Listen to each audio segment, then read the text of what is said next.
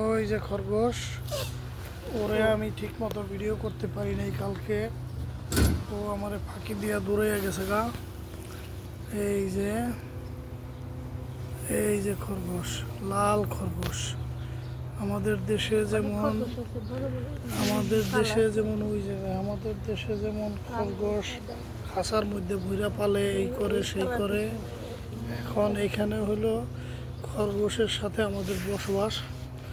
খরগোশ আছে, আরও কত কত পাখি, পশু পাখি আছে।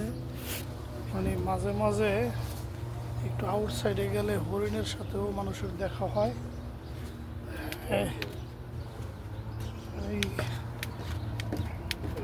খরগোশটিকে কালকে ভিডিও করতেছিলাম, কিন্তু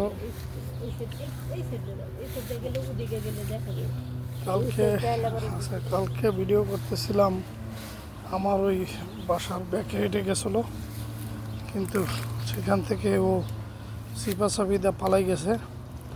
আজকে একদম কাছের থেকে বিকালবেলা আমার বাসার সামনে বসেছিলাম, এমতো অবস্থায় ও একদম আমার পাশের বাসায় আইসা বসছে। অতি সুন্দরভাবে ভিডিওর পোজ দিচ্ছে। এখনও মনে হয় বুঝতে পারে নাই যে আমি কি করতে চাইতেছি, যার জন্য লাভ দেয় নাই। দেখেন এটার কারণটা দেখেন আপনারা, যে শুধু খালি ও একটা খরগোশ তা না, এরকম শত শত হাজারো খরগোশ এখানে আছে, যারা আমাদের সাথেই মিলেমিশে বসবাস করে। একদম কাছের থেকে তুলে দিলাম। দেখেন কত সুন্দর, কত সাহস। ও খাইতেছে, আমি ভিডিও করতেছি। ওই যাইতেছে গা, এখন বুঝতে পারছে যে আমি ওরে ডিস্টার্ব করতেছি। এখন কথা হলো যে এই যে খরগোশ, ওকে যদি আমি এখন দূরে ধরি, মারি, খাই, তাহলে 500 থেকে $5,000 জরিমানা। এটাই হলো দেশের রুলস।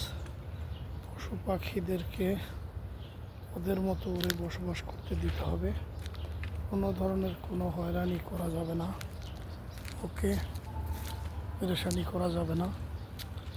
এই সুন্দর খরগোশ, এই যে ওর এই সৌন্দর্যের জন্যই ওর কাছে চলে আসলাম আবারও।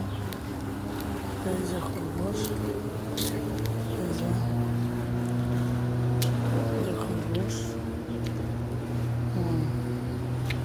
তুই সুন্দরভাবে একটা পোজ দিয়ে যা, ঘুরে যাস না।